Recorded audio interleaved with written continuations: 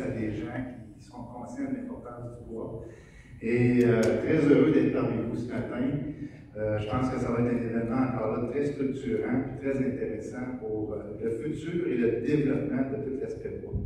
Avant de commencer mon allocution, permettez-moi quand même de souligner un petit élément que souvent, si les gens ne connaissent pas Val-d'Or, lorsque j'étais directeur général de l'Office du tourisme et des contrats de l'art et de ce qu'on appelle la Corporation du village minier de Bourlamaque, le village minier de Bourlamaque a été créé par la mine Lamaque dans les années 35 et pour accommoder, naturellement, si on se souvient, on était à l'époque de la colonisation des Abitibi-Témiscamingue, pour être en mesure de loger les mineurs qui venaient travailler à la mine avait développé 100 bâtiments en bois rond.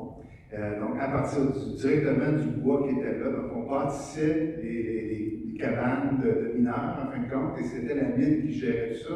Si tu perdais ta job, ben, tu perdais aussi ta maison. Ça allait l'un n'allait pas sans l'autre. Mais juste pour dire que ce village-là, qui est un témoin vivant de la colonisation, mais aussi de l'aspect minier à l'époque, est encore actif aujourd'hui. C'est des gens comme vous et moi qui achètent ces maisons-là pour en faire leur propriété privée. Donc c'est assez particulier, c'est reconnu par le ministère de la Culture et des Communications du Québec. Donc il y a environ 100 bâtiments qui sont en bois rond, qui sont faits sur le site, donc c'est assez spécial. Donc, très heureux, comme je vous dis, d'être ici. Premièrement, permettez-moi de remercier Secobois qui organise cet événement. Je pense que c'est un plus pour l'ensemble des intervenants parce que ça permet à tout le monde de se regrouper, de discuter ensemble et puis de regarder un petit peu c'est quoi l'avenir et les prochains outils qu'on va avoir pour développer tout l'aspect commercialisation, mais aussi tout l'aspect bois. En réunissant les professionnels impliqués dans la chaîne de conception et de construction des bâtiments, ceux-là même qui ont le pouvoir d'influencer la façon de faire aux solutions bois, contribuent activement à promouvoir le matériau bois dans le domaine de la construction. De plus, avec le virage bois dans lequel le Québec s'est engagé, cet événement trouve plus que jamais sa pertinence. Aujourd'hui, nous sommes réunis pour prendre connaissance des nouveautés et des nombreuses possibilités qui s'offrent à nous pour intégrer le bois à nos constructions. Le programme qui nous est proposé nous permettra, entre autres, de découvrir le savoir-faire de chez nous, mais aussi des gens de la Colombie-Britannique, de la France et même de la Nouvelle-Zélande.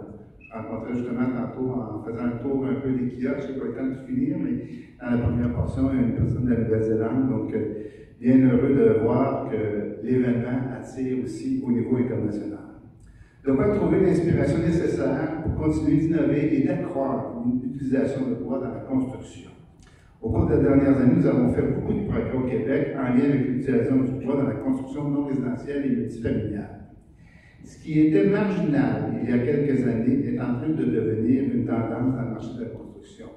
Aujourd'hui, je regarde, je discute avec différents maires, avec différentes municipalités, des gens qui sont impliqués, et de plus en plus, on voit qu'ils veulent intégrer le bois dans les bâtiments publics. Donc ça, je pense que c'est une avancée énormément intéressante pour vous tous.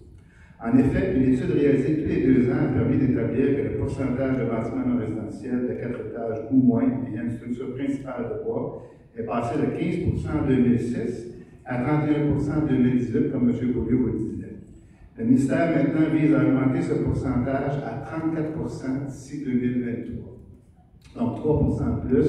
Je pense qu'on est capable d'atteindre ça justement avec le buzz qui se fait autour des bâtiments de bois. Les gens de la construction ont fait le choix de privilégier cette ressource renouvelable pour leur projet. Grâce à votre audace, il est de plus en plus possible d'admirer plusieurs bâtiments en bois de structure, des édifices de bureaux, des salles de spectacle, des commerces, des infrastructures sportives, des résidences multifamiliales, et j'ose espérer dire les prochaines maisons des aînés, parce que je peux vous dire une chose, on travaille fort là-dessus présentement. Le constat est donc encourageant. Le bois, je pense, reprend une place de plus en plus importante dans nos projets de construction au Québec. Par contre, on se dit, il ne faut pas juste penser aux bâtiments de bois, comme je vous expliquais avec le village bien pour la banque, les bâtiments en bois rond. Je pense qu'on est rendu à une autre étape, et ça, il faut continuer à le promouvoir. C'est important, mais encore, il y a quand même une certaine timidité qui est toujours derrière l'idée, est-ce que c'est plus dangereux de bâtir en bois qu'en béton, etc. Donc, il faut continuer à aller sur l'élément bois, comme quoi c'est très sécuritaire aussi. Si nous voulons implanter une solide culture du bois dans le domaine de la construction, il faut redoubler nos efforts. C'est pourquoi le gouvernement s'est engagé sur cette voie, et ce par divers moyens. L'un d'entre eux est bien sûr celui de la Charte du bois. La Charte vise à accroître l'utilisation du bois dans la construction non résidentielle et multifamiliale.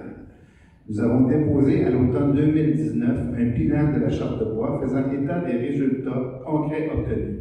Bien que d'importants progrès aient été réalisés, d'autres actions sont nécessaires pour atteindre le plein potentiel de l'utilisation de la matière. M. Beaulieu, tantôt, me faisait une idée. Il disait, je pense que Pierre, j'ai le prochain thème pour la suite de la Charte du bois. Je prends votre note, je l'ai marqué. On va voir si c'est le slogan qui sera mis de l'avant. Nous devons aller plus loin et faire encore plus en collaboration avec vous, les partenaires, afin que la Charte du bois soit un accélérateur dans l'utilisation du bois. Je tiens aussi à modifier la charte existante afin d'accroître la contribution de la construction bois dans la lutte contre les changements climatiques.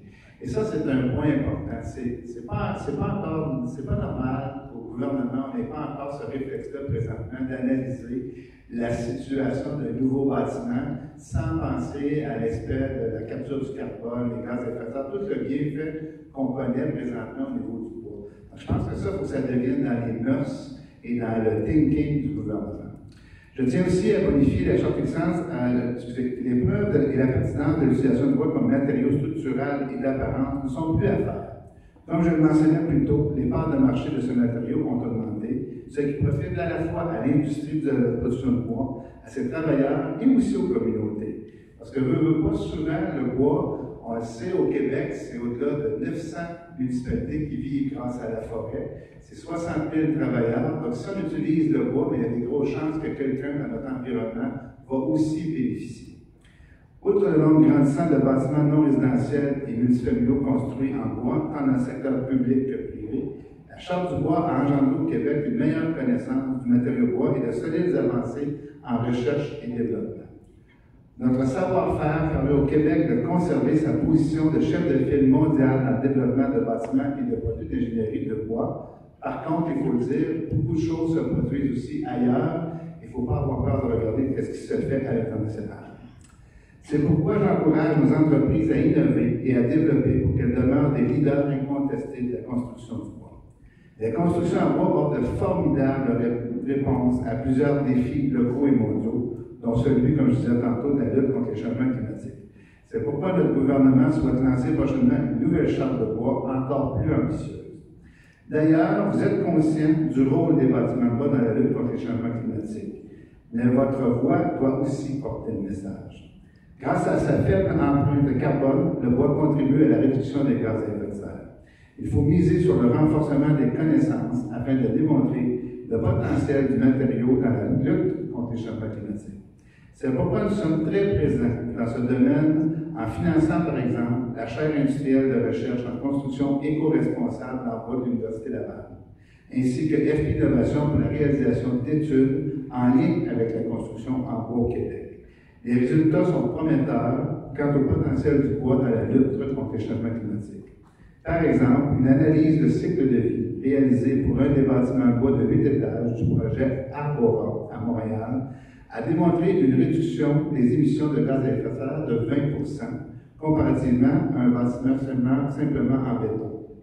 L'utilisation du bois d'ingénierie a permis de réduire son empreinte carbone, puisque la fabrication des éléments de bois d'ingénierie a recours à des procédés qui émettent moins de GES. Cela démontre concrètement le choix des matériaux constitue une solution porteuse pour réduire l'empreinte carbone des bâtiments. Le recyclage en cascade du bois de construction, rénovation et démolition est également une initiative très prometteuse. Des essais préliminaires permettent d'envisager que les produits de bois peuvent être recyclés à plusieurs reprises, tout en maintenant une performance comparable à des produits fabriqués à partir de la fibre vierge. Ces résultats nous démontrent l'importance pour tous les maillons de la chaîne de valeur de travailler ensemble à réduire les gaz à effet de serre de nos produits et de nos procédés. Le gouvernement du Québec doit poursuivre le développement de ses connaissances, de ses produits et la diffusion de son savoir-faire, qui sera un gage de succès à l'échelle nationale et internationale. Le Québec doit aussi innover. Ce n'est pas par hasard si le ministère a développé, avec l'aide d'autres partenaires, une nouvelle plateforme web conçue pour quantifier, analyser et comparer les émissions de gaz à effet de serre des matériaux structuraux d'un bâtiment, ce qu'on appelle maintenant le logiciel Gestima. Donc, ceux qui le connaissent, je peux espérer que vous l'utilisez à bon escient. Donc, ce logiciel-là permet justement de faire des comparatifs